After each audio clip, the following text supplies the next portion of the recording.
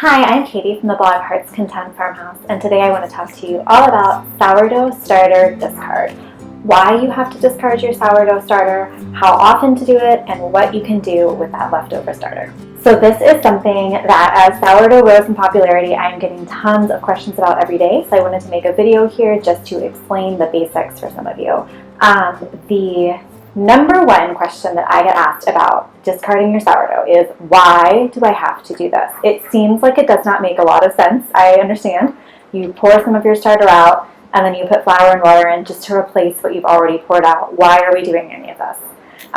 There's two reasons. The first one is your starter is a living thing. So it can't just sit in a glass jar forever and ever and for you to expect it to stay alive. It needs more food. This probably makes sense. So why do I have to throw out some of the starter? Why can't I just keep adding flour and water to my starter and feed it a little bit every day like a pet? And the answer for that is really twofold. The first part is simply practically, if you keep feeding something all the time and you never take any of it out, it will get too big for the jar and it will become huge.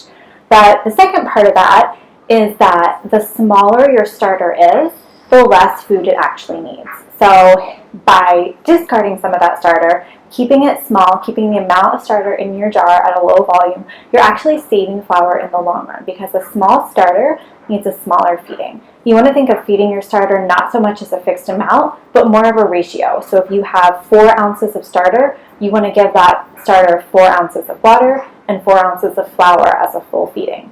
If you have a starter that is 8 ounces in size and you give it 4 ounces of water and 4 ounces of flour, you haven't given it a full feeding. You've given it half of what it needs, and it's never going to be as healthy and robust as you want, and your bread is not going to turn out well for you. The second question about sourdough discard is, how often do I have to discard my starter? And the correct answer to this question is every single time that you feed it.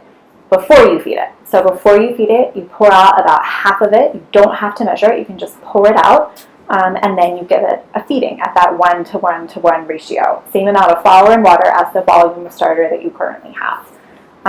That is what you will be advised to do in most books. That is technically the correct answer. I don't always do that. I keep a very small starter, and then when I know I'm going to bake with it, I will normally give it one feeding, and then I'll give it another feeding without discarding it, just to sort of increase the volume of what I have. This is something you can play around with. As your starter becomes stronger, it can handle a lot more neglect and mistreatment. If you have a young starter, you want to make sure that you're doing things exactly properly and discarding at every single feeding. The third question that I am frequently asked is, what do I do with the portion of starter that I've discarded? So this is an unfed sourdough starter that we're discarding. It's not going to be active and bubbly. That has already happened and it's over, and your starter is now more like a thinner liquid that doesn't have a lot of activity in it. So we can't bake a loaf of bread with it, but what can we do with it? So there are a few options. The first one is simply to throw it out. I know it seems wasteful, and it is wasteful, but like I said, in the long run, it is something that has to be done. So if you truly cannot find a use for it and you throw it out here and there, don't feel bad. You are actually saving flour in the long run by keeping the sourdough starter. And instead of throwing it out, you could always compost it or feed it to your chickens, something like that, and then you might feel a little bit better about getting rid of it. The second thing you can do is put it in another container, keep it in the fridge, and then have a discard jar in the fridge that you save up and use for recipes. Once you have this jar of discard starter, you would never feed it or anything like that. You would just save it and use it for sourdough discard recipes.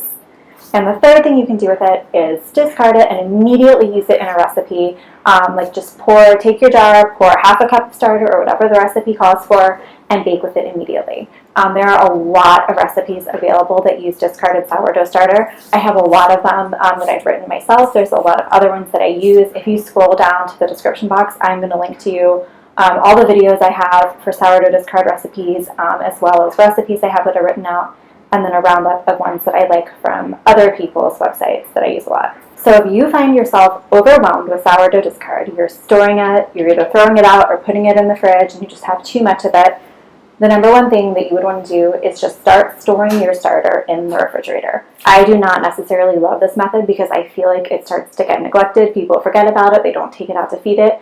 But if you just have too much discarded sourdough starter to deal with, I would just say put your starter in the fridge. You have to feed it at least once a week to keep it healthy. You'll hear stories of people who say, oh, my starter was in there for 6 months and it's still alive. Don't do that. That's gross.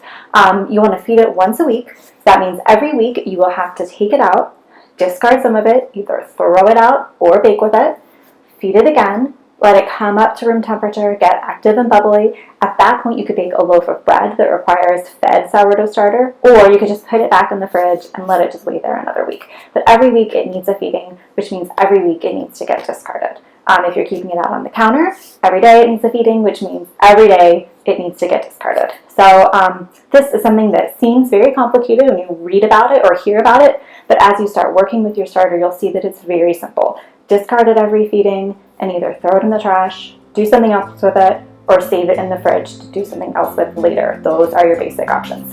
So I hope this helped clarify the great sourdough starter mystery.